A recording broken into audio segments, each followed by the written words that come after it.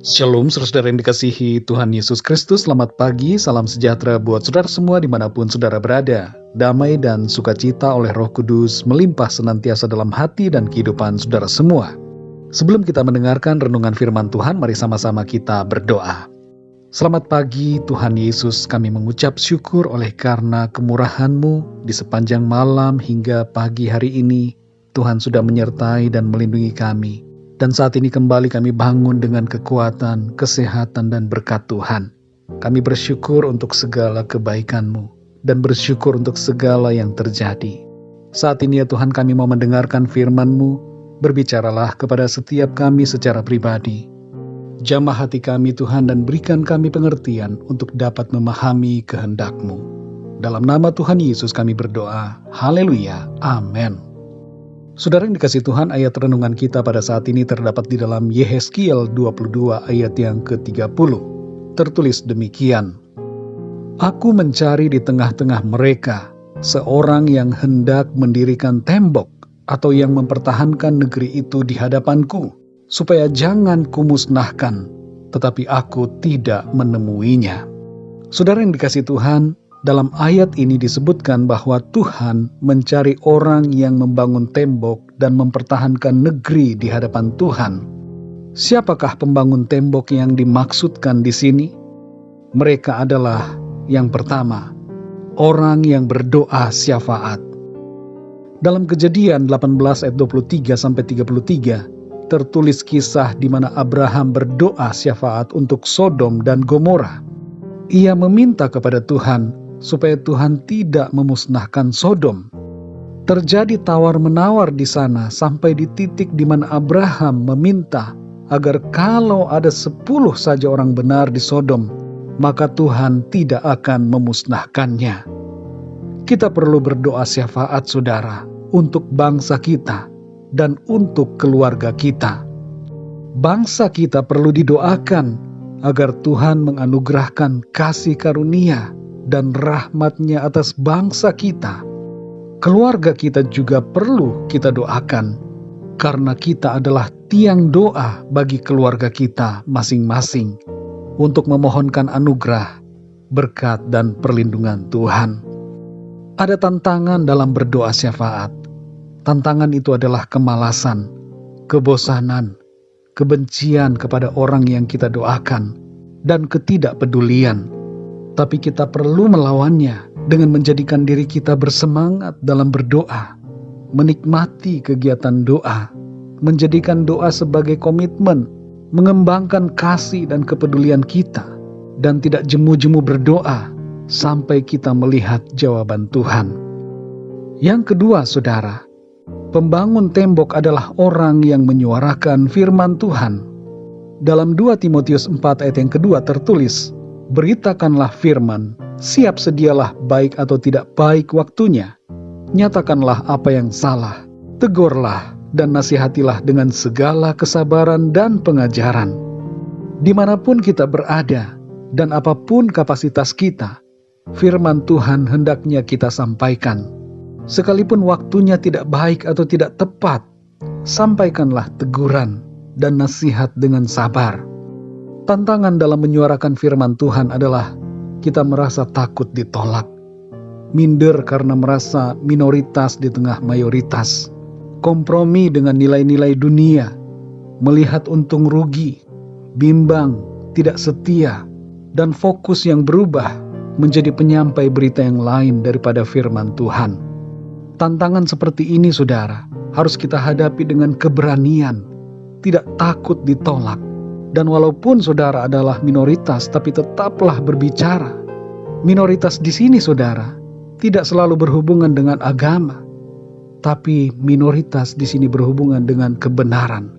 Jadilah berani menyuarakan firman Tuhan. Jangan fokus pada untung rugi.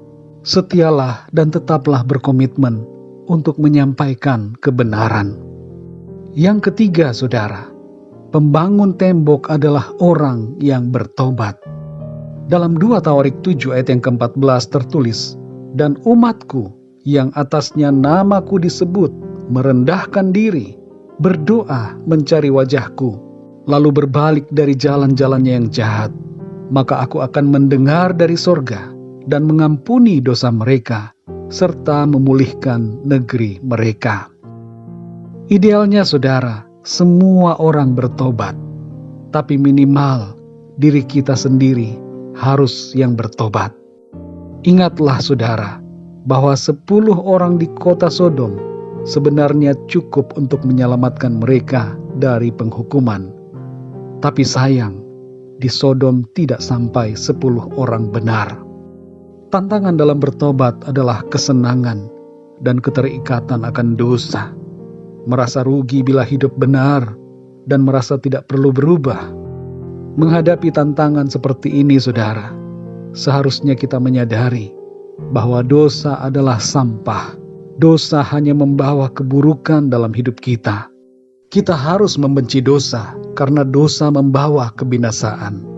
Lepaskan diri kita dari belenggu dosa. Hiduplah dalam Kristus karena itu adalah keuntungan. Sebab itu saudara, kita harus berubah dan tinggalkanlah dosa dan kejahatan. Mari saudara yang dikasihi Tuhan, kita bangun tembok dan pertahankan negeri dan keluarga kita dengan berdoa syafaat, menyuarakan firman Tuhan, dan hidup dalam pertobatan. Mari kita berdoa saudara. Bapa kami yang di sorga, Bapa di dalam nama Tuhan Yesus Kristus, kami mengucap syukur oleh karena firman-Mu mengajarkan kami untuk menjadi pembangun-pembangun tembok dan menjadi orang-orang yang mempertahankan negeri. Tolong kami Tuhan, supaya kami setia berdoa syafaat bagi negeri kami dan bagi keluarga kami. Tolong kami Tuhan supaya kami berani dan setia dalam menyampaikan kebenaran firman-Mu, dan agar kami hidup dalam pertobatan. Ada begitu banyak tantangan dalam kehidupan kami hari-hari ini. Tantangan yang mencoba untuk menjauhkan kami, sehingga kami tidak membangun tembok, tapi membiarkan tembok-tembok itu hancur. Tolong kami Tuhan, supaya kami terus setia berdiri di hadapan-Mu, berdoa dan mencari wajah-Mu, mencari perkenanan Tuhan, agar terjadi pemulihan bagi bangsa kami, dan juga bangsa-bangsa di dunia ini. Kami berdoa ya Tuhan, berkatilah bangsa dan negara kami, dan berkatilah keluarga kami. Selamatkanlah mereka yang belum percaya. Limpahkanlah kasih karunia dan rahmat-Mu ya Tuhan.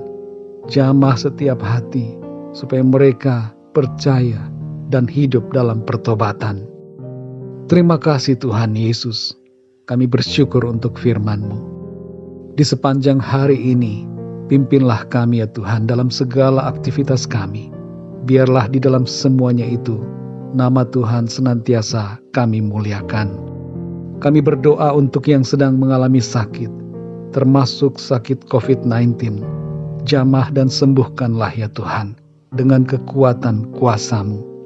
Yang lemah Tuhan kuatkan, yang berputus asa Tuhan bangkitkan kembali semangat mereka, dan yang sedang mengalami masalah dan persoalan, berikanlah jalan keluar dan pertolongan-Mu yang ajaib atas mereka. Terima kasih ya Tuhan, kami percaya hari ini kami melangkah dalam berkat dan penyertaan Tuhan yang sempurna.